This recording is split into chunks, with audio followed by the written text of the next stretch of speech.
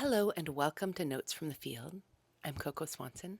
This is my weekly advice vlog where you send me a problem and I take it, come up with an embodied practice that will hopefully solve the problem and build about more inner coherence between your body, your mind, and your heart, which naturally creates more authorship, authority in your life.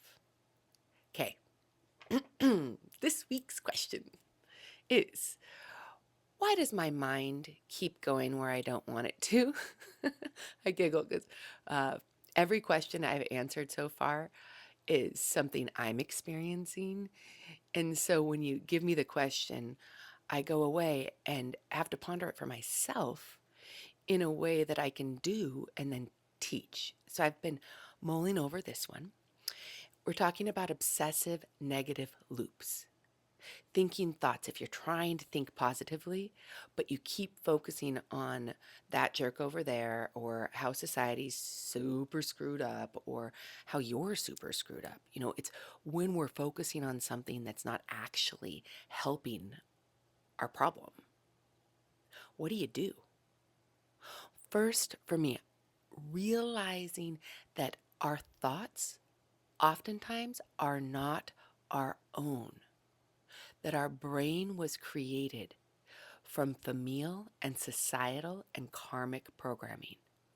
Our wounds, our insecurities, our limitations have guided the creation of our thought patterns.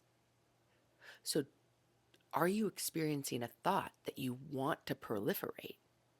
And if not, how can you jump off that train of thought and create something different? First, we need to observe the thought. So, what does it even feel like? How can you catch yourself in a thought? Building the inner witness, absolutely essential for this. I do that by slowing down my breath and observing my emotional state, because if I'm thinking a thought that feels crappy, then that will be reflected in how I'm feeling emotionally. No matter what I'm thinking about, if I'm thinking something that makes me feel less confident, less secure, less excited, I don't want to be entertaining that thought. So I pause. That's step 2, the pause. In the pause, I identify that thoughts are made out of energy and that I can clear energy simply by breath, using my breath and imagination. So I'll release the thought. I'll close my eyes. I exhale all outdated thoughts. I use my hands because my hands can move energy. If that's new to you, just play along and make believe, because our imagination creates reality. If you imagine and make believe that you can move thoughts out of your head, you are. If you practice it, you get better at it. So simply observe the thought that feels gross. Say, I can change my thoughts. Stop, breathe.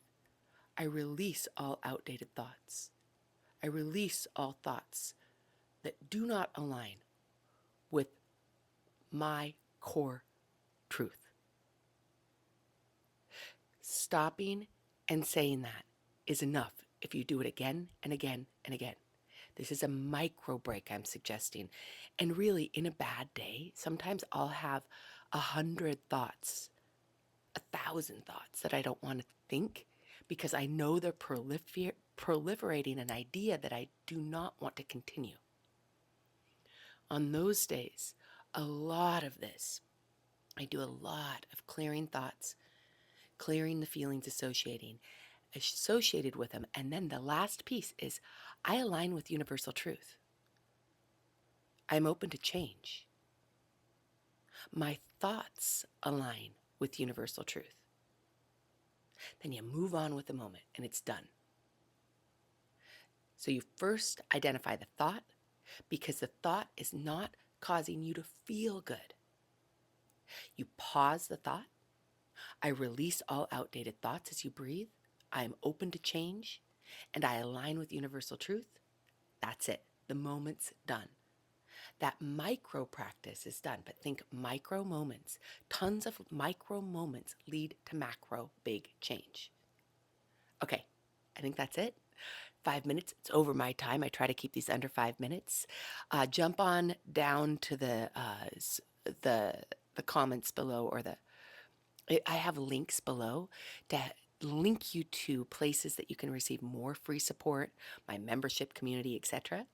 Until next week, send me more questions and I'll see you then. Peace.